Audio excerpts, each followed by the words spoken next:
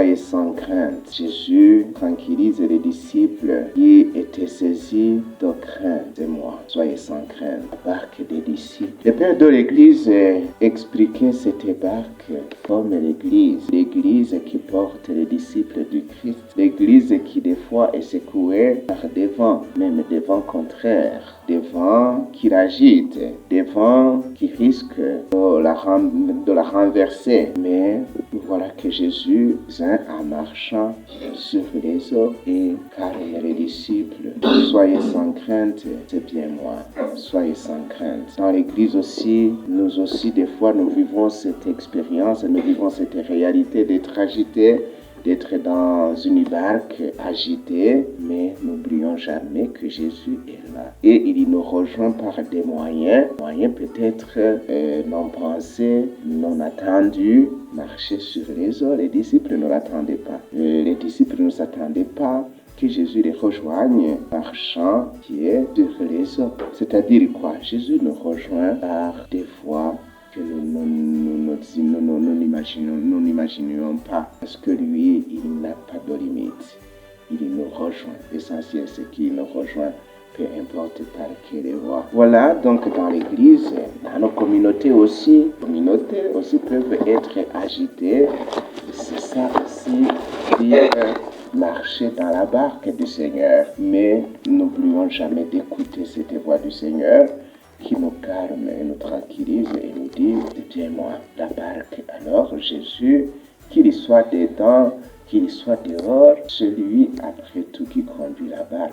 Vous vous souvenez, une autre fois, Jésus se trouvait dans la barque et il semblait dormir et la barque a connu les mêmes problèmes. Mais Jésus, en se réveillant, quand les disciples lui criaient en disant, Seigneur, pourquoi tu t'endors? Nous sommes péris. Jésus, il s'est réveillé et il a dit que Jésus soit dedans dans la barque, que Jésus semble être dehors, que Jésus semble être dedans, mais endormi, il est là. Celui qui guide, celui qui conduit. Alors celui qui veut marcher et arriver au bord doit écouter et doit comprendre et se laisser convaincre que c'est Jésus qui conduit tout. Peu importe les vagues, peu importe les vents. C'est celui qui a cette conviction que c'est Jésus qui conduit tout et qui essaie de s'ajuster lui-même. Conformément à cette conviction, il est sûr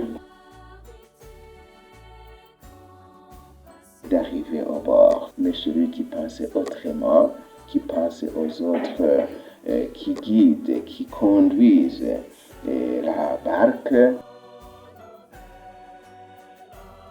Mais quand on est convaincu que c'est Jésus et qu'on écoute Jésus, là on est sûr d'arriver au bord, peu importe la direction des vagues. Dans la première lecture des Actes des Apôtres, nous avons entendu cette situation. Il y a eu, je dirais, aussi un problème dans la communauté. Voilà, les chrétiens, les disciples de la partie de la Grèce, voilà, ils se sont lamentés comme quoi la gestion n'est pas équitable au sein de la communauté. Si on n'était pas équitable, et voilà, les apôtres vont se hâter pour trouver une solution ensemble avec toute la communauté. Vous voyez, je ne sais pas si vous avez fait attention, en fait, ce ne sont pas les apôtres qui choisissent, qui ont choisi ces diacres. Ce sont d'autres qui ont choisi les diacres, qui ont proposé les noms, qui les ont conduits, les choisis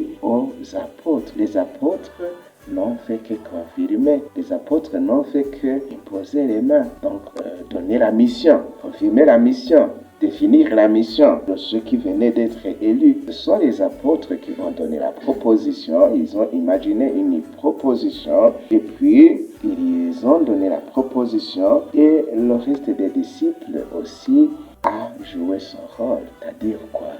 Dans la communauté, chacun doit jouer son rôle et respecter le rôle de l'autre. Les apôtres, ce sont les apôtres. Mais la communauté aussi, c'est la communauté. Les apôtres ne doivent pas noyer la communauté. La communauté a un rôle. Comme le reste de la communauté ne doit pas remplacer les apôtres.